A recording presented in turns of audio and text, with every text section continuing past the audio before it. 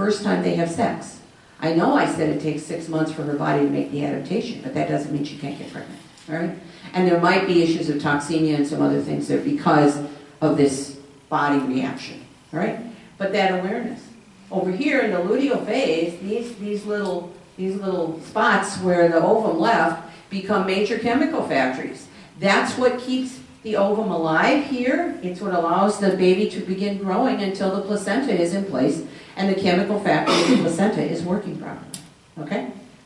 So this awareness of why all this is important, all right? Now, let me say a couple of other things here. Critical things that we need to know, all right? Are you aware that mothers carry cells from every child they ever conceived the rest of their lives? It's a phenomenon called microchimerism. Okay. These cells are everywhere in our body. They are present by 4 weeks after conception. They could be extracted from our bloodstream. At the same time, men perceive we're pregnant. I'll come to that in a minute.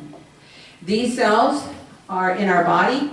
If this is the cell, the male that we parented this child with, these cells are reparative in our woman's body. If this is the male, they may cause things like scleroderma. All right? This autoimmune reaction. These cells, we also pass, you guys all have your mother cells in your body as well. All right? We have the cells of our children. And how many of you have older siblings? Guess whose cells you carry? Yeah, your mom gave them to you during pregnancy. But see, the knowledge, of biological knowledge of who's in our family. We don't know what they do, the sibling cells do, but we know they're present. All right? Question mark. But I know people who knew they had a missing sibling. Either an aborted sibling or a miscarried sibling. Because these kids say things like, I always thought I should have a big brother, big sister. They're usually specific unless there's multiple losses. There's biological knowledge of who is in our family system. All right? Now, think about this.